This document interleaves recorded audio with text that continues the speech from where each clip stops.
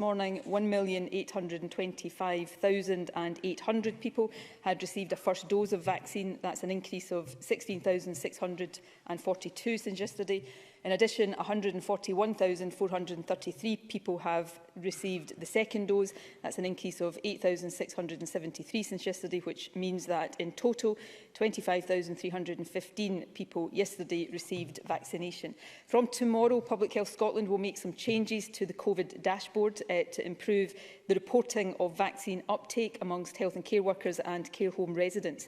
But I can confirm today that virtually all over 65-year-olds have now had a first dose, and so have 45% of 60 to 64-year-olds, 38% of 55 to 59-year-olds and 31% of 50 to 54-year-olds. And we remain on track to offer first doses to everyone over 50, all unpaid carers and all adults with underlying health conditions by mid-April. Presiding Officer, it is exactly a year ago today that the World Health Organization declared COVID-19 to be a pandemic. The last 12 months have been incredibly tough, unimaginably tough for everybody. But as I indicated on Tuesday, we do now have real grounds for optimism, albeit cautious optimism. Case numbers, hospitalisations and deaths have all fallen in recent weeks. And when we publish the latest estimate of the R number later today, we expect it to show that it remains below 1. And of course, the vaccination programme has now given a first dose to 40% of the entire adult population, and it is set to significantly accelerate over the next few weeks. So because of that continued progress, I can confirm that we will go ahead as planned with the next stage of the reopening of schools on Monday. In addition, changes to the rules on outdoor meetings and activities, which I set out on Tuesday, will come into force tomorrow. And as I have indicated, next Tuesday I'll provide more information about our plans for the phased reopening of the economy. These plans will take account of the positive news that we can all see at the moment, but will also acknowledge the risks we still face. Case numbers are still high, the new variant is highly infectious, and therefore we do need to continue to exercise caution. And for that reason, my advice to everyone is still to follow the stay-at-home rule for now. Stay at home except for essential purposes, and please follow the facts advice when you are out. That remains the best way for all of us to both protect the NHS and save lives, and I thank everyone for continuing to follow that advice. Thank you very much. First Minister. The First Minister will now take questions. Please press your request to speak button if you wish to ask a question, and I call Ruth Davidson. Thank you.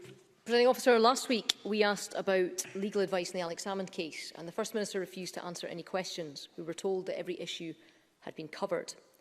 Then, the next day, after FMQs and 2 days after her evidence session, John Swinney released another tranche of legal advice, even more damning than the last. So I'm going to ask the questions that the committee couldn't, about the evidence that the government were so reluctant to release. This new evidence shows that the government's senior lawyer, Roddy Dunlop QC, warned the First Minister personally against, and I quote, ploughing on regardless, because of a large expenses bill that would inevitably rise. So let me ask the First Minister, how much taxpayers' money did it cost from that moment on? First Minister. We've set out the costs of the judicial review. I don't have that breakdown to hand. I can look in to see if we can provide that breakdown to Parliament. I think Ruth Davidson, in some respects, makes my point for me. And let me say, first of all, I take, whether the opposition always want to believe this or not, I take these matters extremely seriously. And I take very seriously the obligation on me and on my government to learn lessons from this. But the point I think Ruth Davidson is making for me is that she is quoting from the legal advice that has been published. We have published all of the substantive legal advice, which sets out very clearly, I can take the Parliament through exactly what we have published in response to the requests for that. But we have set out the substantive legal advice, and anybody who wants to read it, I suspect most people watching right now probably want to hear about vaccination and COVID and when we might come out of lockdown. But anybody who wants to read the legal advice can go onto the Scottish Government website and do that. And what that legal advice sets out very clearly, warts and all, it is an unvarnished account of what went wrong. are the opinions of senior counsel at different stages of the judicial review. It sets out very clearly the error that was made by the Scottish Government and the way in which that error became to be fully realised and understood. It also sets out the views of the law officers, and of course in terms of the ministerial code, that's what matters to ministers, well into December, that notwithstanding all of that, the government should continue to defend the case for the wider reasons that have been set out, and then later in December, the reasons why that was no longer possible. So I think the impression the opposition is perhaps trying to give, is that what we've published is somehow a rosy picture here and there are horrors lurking underneath that are being concealed. Anybody who reads this can see very clearly that is not the case. A serious error was made by the government in this investigation, and as the judicial review proceeded, that error became very apparent, and that is why ultimately the judicial review had to be conceded. So perhaps instead of chasing phantoms, the opposition should focus on what is there, because it sets out very clearly the mistake the government made and the lessons the government needs to learn from that, and the lessons I am determined that the government will learn from that. Ruth Davidson. Presiding Officer, I asked the First Minister a very specific question, and whatever that was, it wasn't an answer. We have since learned that from the moment that Roddy Dunlop wrote that note on the 17th of December, to the time when the government finally conceded, the bill exceeded £100,000. Perhaps even £200,000, but we don't know for sure because the government won't tell us their side of the bill. Now, before the First Minister's committee session, we know that Queen's Counsel stated, and I quote, "The least worst option was to concede the case." That was on the 6th of December 2018, a month before the case was finally collapsed. What we didn't know last week, and we only found out on Friday, was that the First Minister personally disputed this advice. And we know this because Leslie Evans sent a note that said that she and the First Minister were unclear about what has changed since the last notes in the First Ministerial meeting. Again, I'll put it to her, if she had conceded then, hundreds of thousands of pounds would have been saved. So why did the First Minister think that she was a better lawyer than Roddy Dunlop QC and the advocate Christine O'Neill? First Minister. I didn't, and I absolutely, most definitely don't. But what I do know is that it is my job as First Minister to ask questions, to query things when I don't fully understand what is being put before me, and to make sure I have as full as possible an understanding of the decisions that lie before me. And I actually think it would be more remarkable and more deserving of criticism if I didn't ask questions like the one that Ruth Davidson has just suggested that I did. But she talks about advice in an early part of December. One of the things that I was questioned about and talked about extensively before the committee last week was the summary from the law officers on the 11th of December, which sets out very clearly, and people can look at this, is that the view of the law officers then was that, taking account of everything, they believed we should continue to defend the case, that there were credible arguments, and I think that's a quote from the summary note on the 11th of December, across all of the points of the petition, including the appointment of the investigating officer, which was the key area of problem for us. And it was set out there that that was because there was a wider interest, as long as the case was stateable, in getting a judicial determination on the array of challenges that had been made both to the fundamentals of the procedure and the application of the procedure. So it's not that these issues weren't properly considered, and yes, judgments were made, but everybody can see the views of councils, the conclusions of law officers, that ministers are duty-bound to base our judgments and decisions on, and then what happened later in December that led to the decision to concede the judicial review. And of course, we also see a note from Council, I think as late as the 17th of December, where they say they believe the case is still stateable, albeit they have significant concerns about it. So, these are always judgments for ministers, taking account of a range of things. There was a mistake made by the government in the application of this procedure.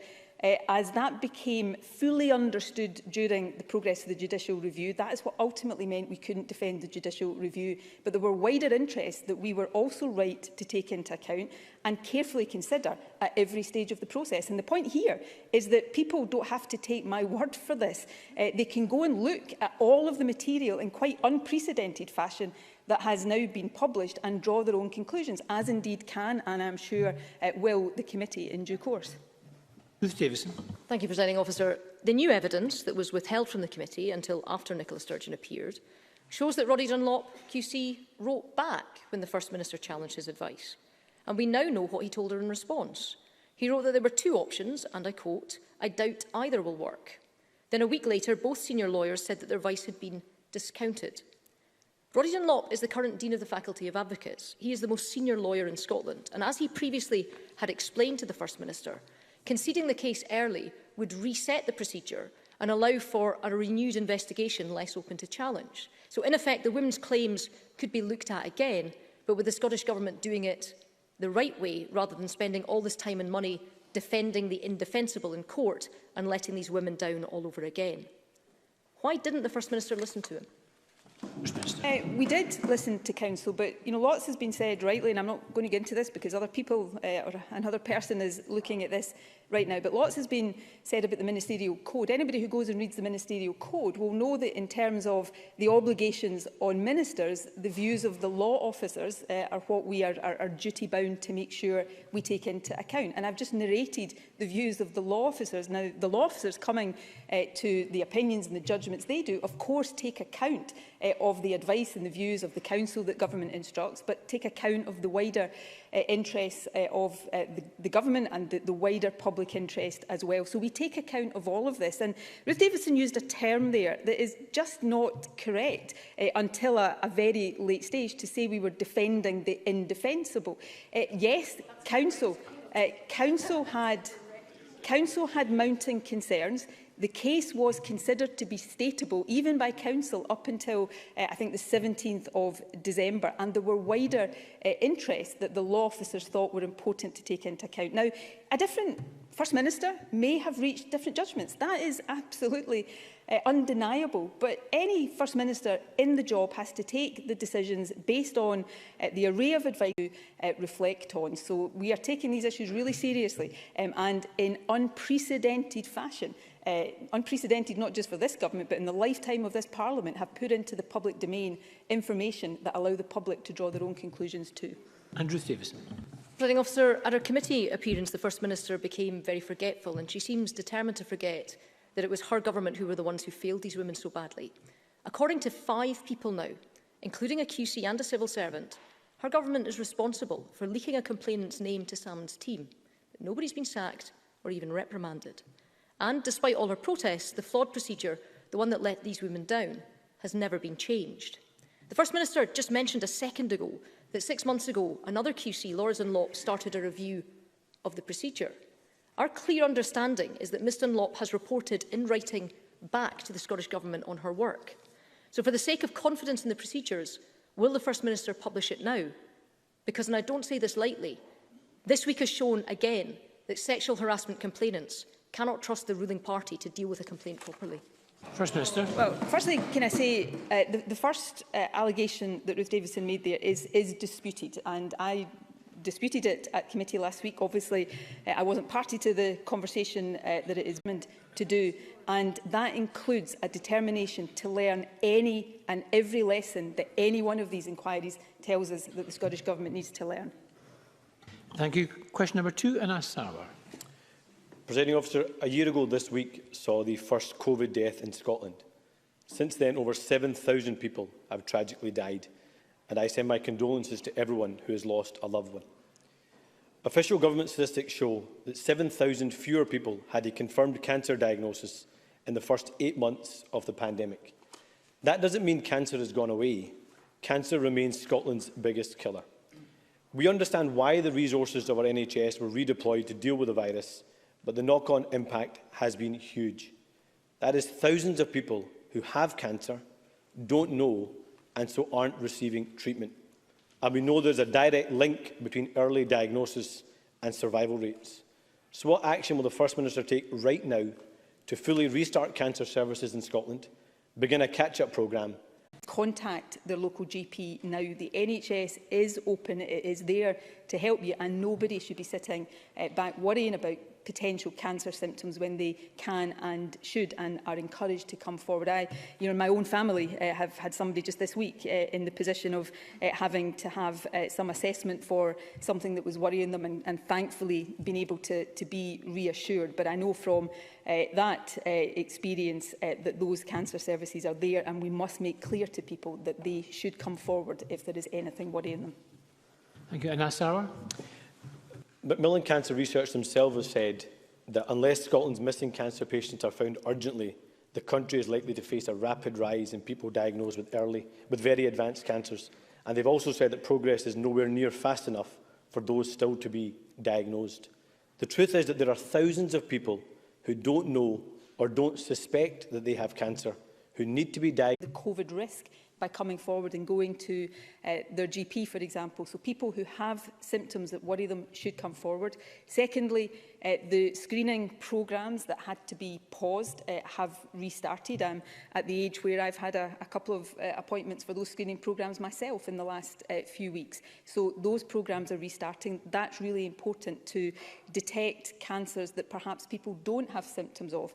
And then, yes, we have to make sure that we're getting the treatment services moving as quickly as we want them to do. So in terms of the cancer recovery plan, for example, 2 new early cancer diagnostic centres are being established within existing NHS infrastructure by the spring of this year, a programme of prehabilitation, helping patients prepare for their treatment. There's a new single point of contact for cancer patients to support them through the treatment journey, a resource dedicated to the national oversight of clinical management. Or treating cancer. First Minister.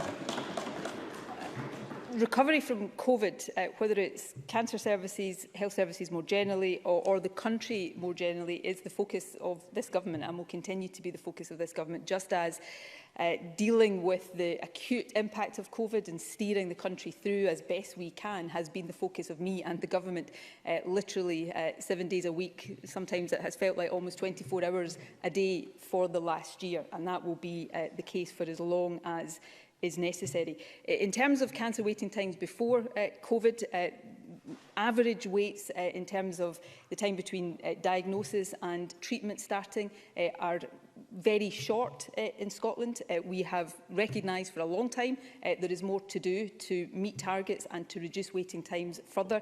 COVID has undoubtedly been a serious difficulty because of the pause in many. Their financial partners, Greensill. Can the First Minister tell me what update she has received about the 2,000 promised jobs for Lochaber? First Minister. The Scottish Government is in very regular contact with the GFG Alliance, both at Lochaber as well as DL Steel Plant and at a group level overall. The original investment plan for Fort William was impacted by the sharp fall in the UK automotive output. The business has brought forward new investment plans totalling £94 million, and we continue to liaise very closely with them, both about the challenges they face, but also about the steps that they need to take to make sure they deliver on those commitments. As Parliament would expect, we've taken a series of securities over the assets of GFG Alliance at Lochaber. That includes the smelter, the Lochaber power station and land holdings, plus a series of other protections in support of the guarantee. I think the public and the workers deserve an explanation. How much money has been lost to this? How can it be right that a company uses a 30-year government financial guarantee to make profits, but fails to deliver the jobs that it promised? Minister. Well, you see, these are the choices governments have to make, because the alternative to trying to work with companies to secure the future of industrial sites or plants and to secure jobs, the alternative to that is just to let these places go to the wall there and then. And they're there are no jobs, then there are no opportunities and there are no prospects for the future. And in many of these cases, because of the action we have taken, I mean, you take DL Steelworks, for example, managing to protect jobs there at a time when the only alternative would have been complete and utter closure. Similarly with BIFAB. Yes, BIFAB struggles and we have a long way to go, but the alternative to the work we did back then was just to let a new coal mine, a freeze on fuel duty, hikes in train and bus fares, a barrage of anti-climate policies as we approach COP26 in Glasgow. So it falls to us to show leadership, but the only reason air passenger duty hasn't already been cut here is because of the Greens. So will the First Minister take responsibility and ensure APD is not cut in Scotland, whatever the UK Government does? First Minister. Well, firstly, can I also take the opportunity to reflect on the 25th anniversary on Saturday of the Dunblane atrocity. I'm sure every single one of us, particularly those of us who are old enough to remember that day vividly, will be thinking of the families who lost children that day, the family of the teacher whose life was taken from her, and of course all of the community in Dunblane. That was a day that is etched on the memories and etched into the hearts of everybody across Scotland, and my thoughts are very much with everybody. Scotland to miss its climate targets, and that's why the Scottish Greens have prioritised this area. I'm pleased that we've secured free bus travel for everyone aged 21 and under, increased funding for cycling, walking and wheeling, and got commitments to take forward key rail projects. But we do need to go further and faster. This week, the First Minister told business leaders that COP26 was perhaps our only chance to tackle the climate emergency. She said Scotland will do everything we can to play our part. Yet on the same day the UK Government released its planet-wrecking plan, Scotland's Transport Secretary confirmed his plans to expand roads, a policy we know increases emissions and congestion. First Minister, is the Transport Secretary delivering your agenda or Boris Johnson's? First Minister. I don't even think that's a particularly serious comment, or one that many people will take seriously. We have a balanced transport policy. All of our policies have to be assessed against our 2045 net zero target and ambition, and the interim milestones, which in many respects are even more stretching because they're closer, and the ambition that we need to deliver to meet them kicks in now. So all of our policies have to be measured against that, and that is part of the assessment process that the government for government, and that is absolutely what opposition members should make sure they hold us to account on. Thank you. Question 5, Richard Lyle. Thank you, Presiding Officer. To ask the First Minister what the Scottish Government's response is to reported concerns expressed by the construction, care and hospitality industries that a lack of overseas workers after the COVID-19 pandemic threatens economic recovery. First Minister. Before I answer the substantive question, can I say I assume, I may be wrong, but I am assuming this may be Richard Lyle's last question in Parliament before his retirement when Parliament rises for the election. So as a long-term colleague and even more importantly a long-term friend, I want to take the opportunity to thank Richard Lyle for his contribution over many years, first as an elected councillor and latterly as a member of this Parliament. That's been a sterling contribution, and I know I and certainly colleagues on these benches will miss him greatly when he departs the chamber. People born overseas, and I do believe that day is coming.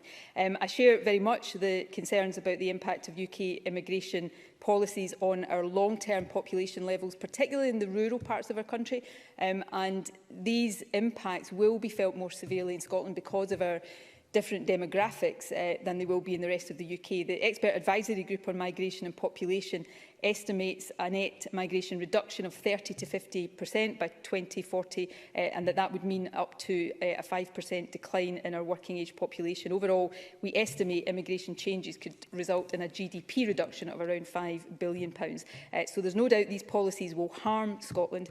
I hope the UK Government thinks again and changes course, but I certainly hope that it is not too far into the future when Scotland has the opportunity to shape these policies for ourselves. Thank you. Question number 6, Jamie Green. Thank you. To ask the First Minister what percentage of clinically vulnerable people have received at least one dose of a COVID-19 vaccine. First Minister. Clinically extremely vulnerable people, of course, are part of the... Vulnerable in society, nervous and anxious. And many people watching today are nervous and anxious, waiting on that appointment letter. So can I ask the First Minister to comment on reports that there may be up to 900,000 doses of the vaccine currently allocated to Scotland but unused?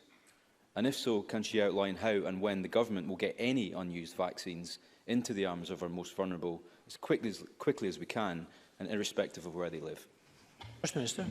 Firstly, just because I do want to agree actually with the substantive part of Jamie Green's question, we owe everybody involved in researching, developing, manufacturing and administering the vaccines an enormous debt of gratitude. It is quite extraordinary the progress that has been made in such a short space of time, and we've had a lot of tough, negative, difficult things to contend with in the last year, but that should give us all both a sense of pride and a sense of real hope about what human ingenuity can actually achieve. So I want to very much agree with that. On the second part, I hope, I'm going to try not to strike a discordant note here, but I had hoped we were beyond this point. We have supplies of the vaccine allocated, distributed to Scotland and then within Scotland. We are vaccinating people as quickly as possible. We have to model... Number 7, Pauline McNeill. To ask the First Minister for what reason the Scottish Government has chosen not to extend the reduction to land and buildings transaction tax beyond March. First Minister. Well, the Scottish Government was clear from the outset that this measure was temporary. It was intended to support the housing market in this financial year, and we always said it would come to an end on the 31st of March this year. The decision takes account of the specific circumstances of the Scottish housing market, which showed record levels of activity under LBTT in the final quarter of 2020. We have seen no evidence of the overall blockages in the housing market that are being reported in England. From 1st of April, the progressive rates and bands will continue to support first-time buyers and others who wish to buy a home. And in particular, the first-time buyer relief will mean an estimated 8 out of 10 first-time buyers will pay no LBTT at all. So we've taken decisions that we believe are right for the particular circumstances of the Scottish housing market. Pauline McNeill. Housing market. For example, in the latest 3 months to the end of January this year, transactions were 28% higher than in the previous 3 months. LBTT transactions have risen in 8 of the last 9 months and actually rose to record highs in 4 of the last 5 months. So the market looks very different now compared to when the temporary change was made. Transactions then had fallen by 41% over the 3 months to May 2020. So it would not make sense for us to continue to design LBTT policy based on a housing market that was very different a year ago at the start of this crisis. But of course, LBTT is structured in a way that is designed to support first-time buyers. And as Pauline McNeill rightly says, we have had additional support for first-time buyers, and we want to make sure that resources we have available to us are targeted as effectively as possible, and that means targeting towards first-time buyers and helping people onto the housing market for the first time. So I know these are difficult decisions for people who are directly affected by them, and I appreciate that and I sympathise with that, but we have to take these decisions in the round, and I think we're striking the best balance overall. Thank you. We'll move on to supplementary questions. Claire Adamson, to be followed by Miles Briggs. Thank you, Presiding Officer. The administration of Greensill Capital UK will impact on a wide range of businesses across the UK who rely on it for supply chain financing. The GFG Alliance, which includes Liberty Steel, has acknowledged the challenges posed to its businesses and has indicated it's seeking alternative long-term funding arrangements. We take some comfort from the public statements of GFG Alliance that it's performing strongly and has access to sufficient resources for its business needs, but we will continue to monitor the situation very closely, and as I said to Willie Rennie, we maintain regular dialogue with the business. Miles Briggs, to be followed by Daniel Johnson. Thank you, Presiding Officer. First Minister, I've been contacted by a number of constituents who are becoming increasingly concerned about the rollout of the COVID-19 vaccine here in Edinburgh and the inconsistencies with age groups being called to be vaccinated. Now, I've raised these concerns with the Health Secretary, and I appreciate that there will be some overlap with age groups. However, there seems to be confusion over when exactly 60 and 65-year-old age groups will actually receive the vaccine here in Edinburgh. And I'm sure the First Minister will agree with me state that it would be unacceptable for NHS Lothian residents to be behind others. So can I ask the First Minister what additional resources will NHS Lothian receive? Will she investigate this situation? And can I ask, why are the Scottish Government not publishing local health board age-specific vaccine uptake figures? First Minister. Well, as I've said before, we will continue to break down as far as we can the information that's been published. I said earlier on today, as of to be getting their vaccination appointments on an ongoing basis. The 55 to 59-year-olds and the 50 to 54-year-olds, general appointments will start going out to these age groups now, but those in those age groups have already been vaccinated. It's likely to be because they've got an underlying health condition. The way we're doing it, I know can create anomalies in people's minds, but it is the best and quickest way to get through people as speedily as possible. And that's why I can stand here with a considerable degree of confidence, assuming there's no unexpected interruption to supplies, and say that by mid-April, everybody in the country over 50, every unpaid carer and everybody with an underlying health condition, every adult with an underlying health condition will have had the first dose of the vaccine. And by the end of July, assuming the supplies allow it, the whole adult population will have been offered the first dose. Daniel Johnson to be followed by Gillian Martin. I would remind the Chamber that I'm a member of the trade union community. In response to Willie Rennie's questions regarding the threats to GFG, the First Minister outlined a series of securities and guarantees undertaken by the Scottish Government. Those tests in that situation. So these are really serious things that government takes seriously and goes through a process. It's not for me to tell Audit Scotland what it can and can't look at. Audit Scotland is free to look at whatever it thinks it is appropriate to do. I will not apologise for trying, where possible and where government can satisfy the legal and taxpayer money requirements that we have to satisfy, where we can satisfy the Parliament's Finance Committee of these things. I will not apologise for trying to save jobs and give an economic future to places like DL and the aluminium smelter in Lochaber. Gillian Martin to be followed by Jamie Halker-Johnson. Gillian Martin. Presiding Officer, I have a great many pig farmers in my constituency, and they've been adversely impacted by the aftermath of the temporary closure of the abattoir in Brechin because of a COVID outbreak there. They are facing severe disruption due to the suspension of certificates to export to China, a big market for them. Next week to update members. And the First Minister talked about the securities the Scottish Government holds. Could the First Minister advise whether these securities could lead to the Fort William plant being taken into public ownership? First Minister. I'm happy to come back on the detail of exactly what the security, within the constraints of commercial confidentiality and other constraints, exactly what the securities allow the Scottish Government to do. I'm sure the Economy Minister would be very happy to come and make a statement to Parliament, but of course it's for the Bureau to determine parliamentary business, particularly over these very congested last couple of weeks of business. But I say openly that if there is a desire for that in the Parliament, then of course the Government will provide such a statement. And Beatrice Wishart. The High Isle Islands Community's Impact Assessment on Air Traffic Control Centralisation lists a series of serious negative impacts for Shetland, ranging from job losses to side effects for the local economy. No positive impacts were noted, and the same can be seen in Orkney. This report either entirely undermines the proposals put forward by High Isle or entirely undermines the credibility of the Islands Act. First Minister, which is it? First Minister.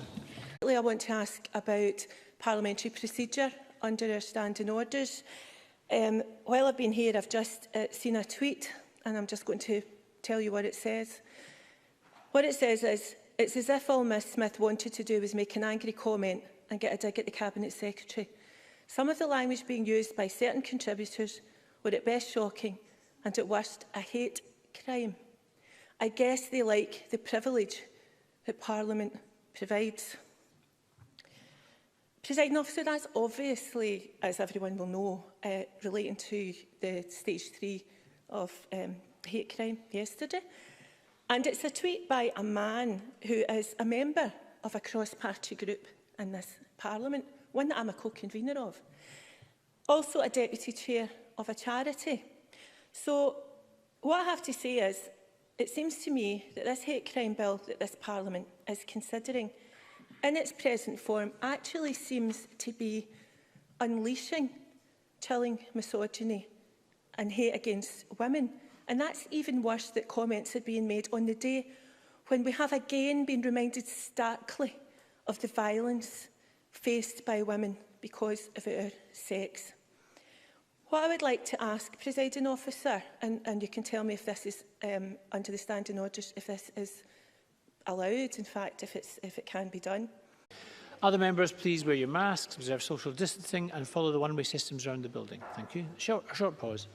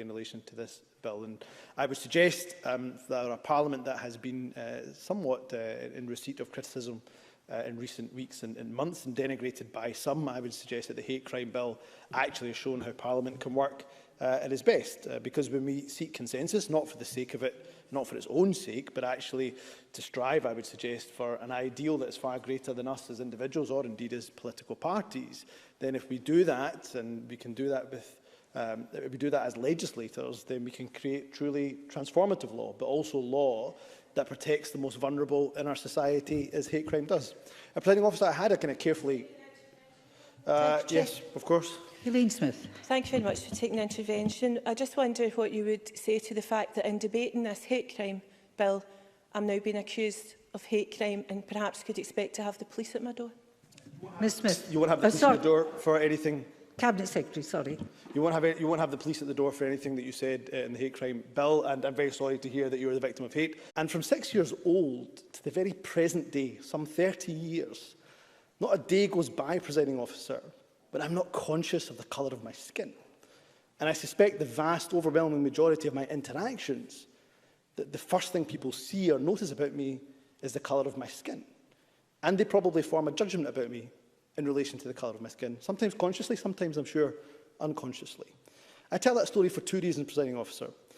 One is that my 6-year-old friend didn't become a racist. We don't have racist 6-year-olds, I don't believe. He undoubtedly learned that racism at home, probably from a parent or an older sibling. I make of hatred offences, or indeed under the previous racial stirring up of hatred offence. Why? Because the threshold of offences is so incredibly high. So to those who think they may accidentally somehow fall foul of the law in relation to even Elaine Smith's point, because they believe sex is immutable, or they state an adult man cannot become a female, or they campaign for the rights of Palestinians, as Sandra White mentioned to me yesterday, or those who proselytise that same-sex relationships are sinful, none of these people would fall foul of the stirring up of hatred offence for solely stating their belief, even if they did so in a robust manner. Why? Because solely stating any belief, which I accept may be offensive to some, is not breaching the criminal threshold. Through the legislative process, we have created offences that have a high threshold of prosecution, rightly so. I just want to check, Presiding Officer, how much time I have left. Give you an extra minute for taking intervention. Thank you for that. So the safeguards of the bill, I think, are so important to recognise. And there are really strong safeguards to live their lives free of harm, while, of course, protecting the rights to the freedom of expression. I move that the Parliament agrees that the Hate Crime Public Order Scotland Bill be passed tonight. Yes, thank you very much. I'm sorry, I must be very strict at time. We must go into portfolios at 2:30. Now call Liam Kerr to open the Conservative. 6 minutes, Mr Kerr. All noted, Presiding Officer. Today marks the end of a long and tortuous passage for a bill laid almost a year ago. An unprecedented 2,000+ people and groups felt compelled to respond to the request for evidence. Now, I suggested to Parliament last autumn that the sensible thing to do, in light of that, given the responses, the pandemic, the disruption to everyday life, would be to take the bill away, rethink it and come back with something that definitively protected those it sought to, rightly, yet would not attack freedom of speech.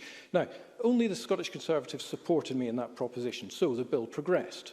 And at the stage 1 debate, I flagged that, notwithstanding the Cabinet Secretary's stated intentions to remove some of the most illiberal and ill-thought-through sections, Part 2, concerning the stirring up offences, remained fundamentally flawed. And despite the extensive amendments, problems with interpretation and precedent, the Law Society say in their briefing note, we also have concerns that the freedom of expression provisions will not now be as easily understood. They lack a degree of clarity and send confusing messages. And earlier this week, Hardeep Singh of the network of Sikh organisations said, if enacted, this bill, will make Scotland one of the most hostile places for freedom of expression in Europe. Wow! Surely, so many voices being raised from so many sides of the political spectrum give us pause for thought. Now, Scott Wortley also suggests criminalisation of hate speech leaves it open for pressure to be put on people through vexatious complaints which take time and energy to defend. Roddy Dunlop QC agrees, tweeting earlier this week, concerns will remain about weaponisation. Only a few weeks ago, the Scottish Police Federation wrote to the Justice Committee convener saying there is substantial potential for many more people coming to ads will get used against a much more likely to be working class. Will James Kelly really vote for a bill? I really can't, Mr Finlay, I'm sorry. Will James Kelly really vote for a bill that Free to Disagree point out has considerable parallels to the Offensive Behaviour at Football Act? Will the Liberal Democrats really back what many have described as an utterly illiberal bill? And will the SNP back what Jim Siller said is one of the most pernicious and dangerous pieces of legislation ever produced by any government in modern times? Let me finish with a quote from Hardeep Singh. For ordinary people, there will be a serious chilling effect. Years, and there are a range of factors for this. Further analysis is clearly essential, and that's why we welcome the new reporting obligations. Nevertheless, what we do know from evidence is that a lack of clarity around hate crime legislation disadvantages the victim. It's important to remember what Lord Bracadale's review found. That review found confusion about what a hate crime is. That review found language that was difficult to understand and a lack of clarity on what sort of behaviour makes something a hate crime. So in that context, it therefore makes sense that we should seek to consolidate, modernise and reform Scotland's hate crime laws. We need this bill because hate crime itself has become more widespread. Society has become more polarised and divided. All of us can see how raw and unpleasant some aspects of political debate have become and how easily hate can rear its head. While social media has given old hatreds a new platform, we must have important protections to minorities who will welcome it. The government have given assurances that they will now make this legislation work, and we will hold them to those assurances with post-legislative scrutiny. Scottish Labour will vote for this bill as amended, but before we do, we have to reflect on how much more must be done to tackle prejudice and hate in Scotland. It cannot be legislated out of existence. Presiding Officer, any action we take today must come alongside wider societal change in our communities and in our workplaces, and an agenda for inclusion and education that tackles the prejudice we are united against today. Prosecutors and courts the tools they require. But we shared the concerns of many, including faith groups, academics, the police, law society, actors, journalists and others, about the drafting of the bill. A mix of vague language and expanded criminality saw the Justice Secretary himself accused of his own stirring up offence. To his credit, Mr Yousaf heeded the calls from myself and others to make the stirring up offences intent only, and he also sensibly agreed to a reasonableness test. Even so, concerns remained over the balance being struck between protecting those at risk of hate speech and safeguarding our fundamental right to freedom of expression. As our convener was fond of reminding us, rights such as freedom of speech and privacy should be interpreted and applied generously, and restrictions legislated for narrowly and only where necessary in the public interest. Those rights and freedoms are not unfettered, of course, but as the oft-quoted Lord Justice Headley reminds us, freedom only to speak inoffensively is not worth having. How to strike an appropriate balance isn't easy. Some will argue it hasn't been achieved. The committee heard from Scottish Women's Aid, Rape Crisis Scotland, in gender, the member must wind up completely, and zero tolerance, that this matter would benefit from the expertise of Dame Helena Kennedy's working group. Time will tell whether that is the right approach. Presiding Officer, all the evidence is that societies and economies are stronger when every person can contribute, and that means stopping the discrimination that rules many people out of living their lives to the full. There should be equal opportunity for everyone, no matter what we look like, who we are or where we come from. And on that basis, Scottish Liberal Democrats will be supporting the bill this evening. Thank you very much, Ms McAllister. I now call on John Finney to open for the Green Party. Mr Finney, 4 minutes. Thank you very much indeed, Presiding Officer. And can I start by thanking everyone who's got us to this point, Lord Brackadale, the Cabinet Secretary and his team, our convener, the Justice Convener, Aaron Tompkins, whose leadership throughout this has been very, very helpful in steering us with important issues, freedom of speech, the threshold to trigger the offence, referred to by one of the previous speakers as safeguards. The bill, like others, is about balancing human rights, and I think the balance between the freedom of expression and the right to private life has been struck with this bill, and countless organisations agree. George W. Bush Jr. once challenged the world, you're either with us or you're with the terrorists, and that's the approach that was taken by many in this debate. So, Presiding Officer, perhaps I would like to lay out very clearly where the Scottish Green Party are on these issues. We are with those who respect freedom of expression and understand its limits. We are with those across the globe seeking to tackle the on-rising hate crime. We are with those who harm no one and only want to be themselves. We are with those that want their communities to be rid of the scourge of hate crime. We are with sound parliamentary scrutiny and making good laws. And we won't be bullied by those with mild-sounding social media names and poisonous agendas. We will stand with those who are abused because of the colour of their skin or their disability. We will stand with those who are subjected to physical... I was involved in some which I was not. But I'm very pleased to have been involved in the Hate Crime and Public Order Scotland Bill, despite its high profile and often heated nature.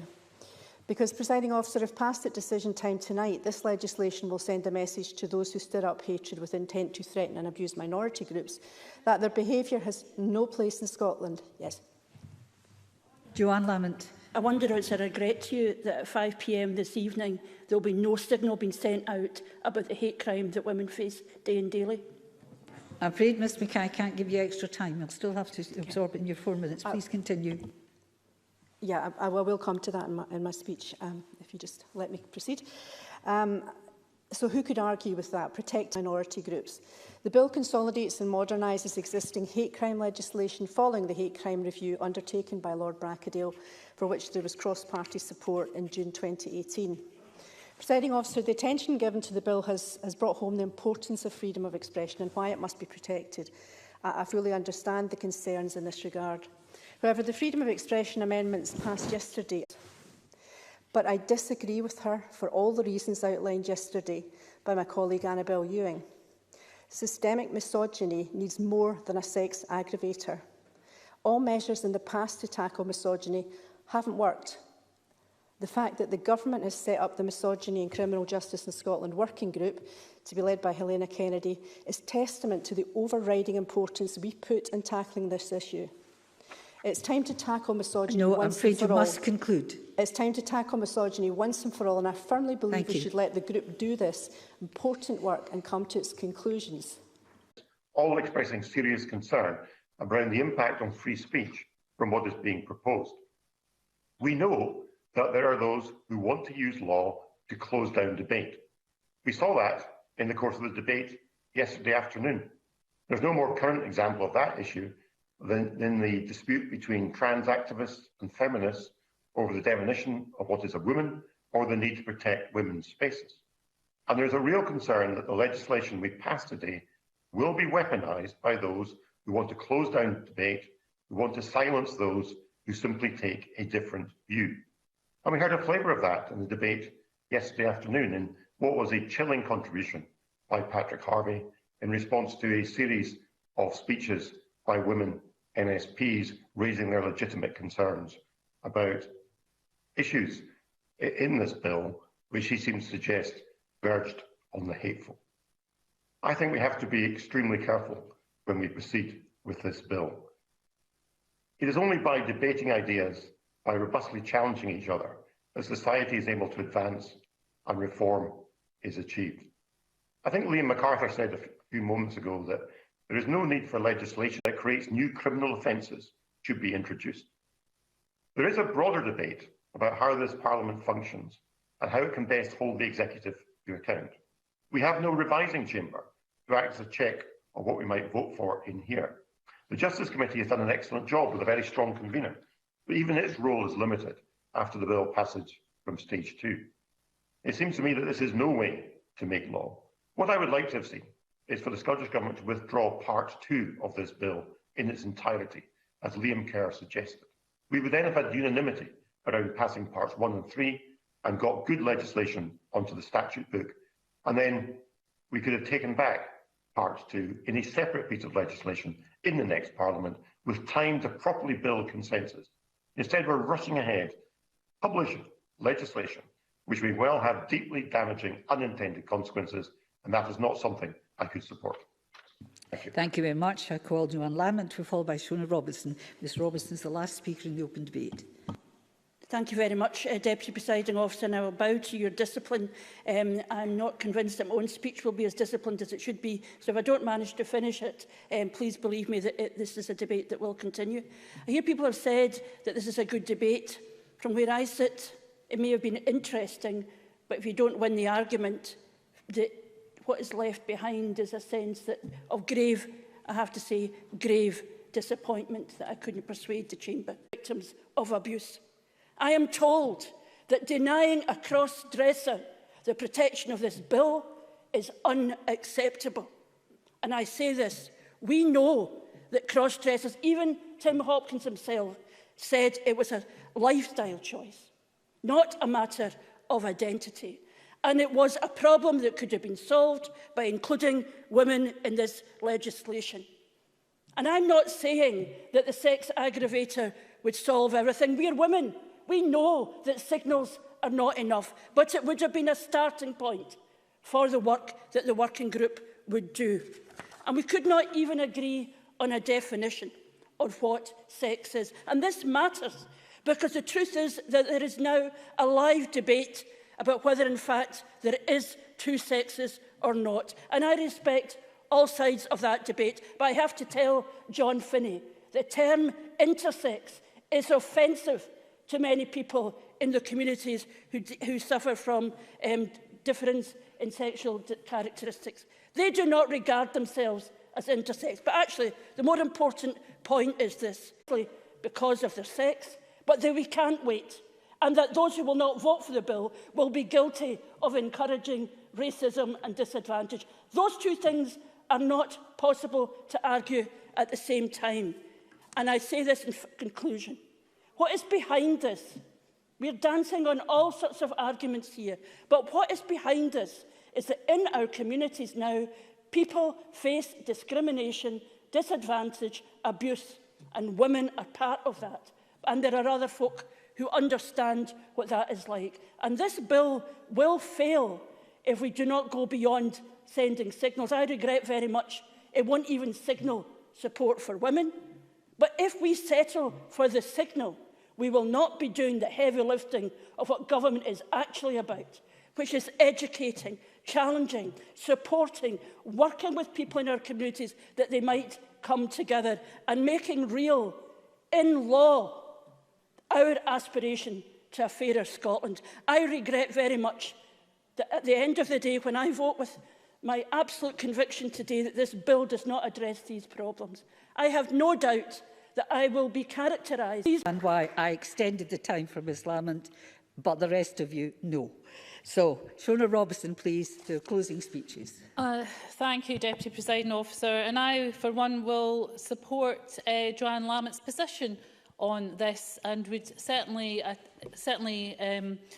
support her right, for the good reasons that she set out, not to vote for this bill. And I would certainly support her if she is attacked in any way for that, because I don't believe for a second that Joanne Lamont is against this bill for any other reason. So I just wanted to put that on the record. This bill has, without a doubt, been on a journey, and those of us on the Justice Committee have spent many hours looking at this bill and trying to work together to improve it, and I think we have made significant progress on that. The law, as been said before, has protected people from anyone stirring up racial hatred against them due to their race for decades. And this bill, of course, now extends that protection to people in relation to other characteristics and is supported by dozens of organisations who support the victims of hate crime. The consensus that has brought us to this point, I think, has been down to the government bill, and I think it now does strike the right balance between protecting groups targeted by hate crime and respecting people's rights to freedom of speech. And as many of us in the committee wrestled with, that is not an easy balance to strike, not an easy balance at all. I think we've got to the best place that we possibly could have. This debate has been dominated by the debate over whether to include a sex aggravator at this stage. And I thought Annabel Ewing's contribution yesterday summed matters up rather well, and I agree with her.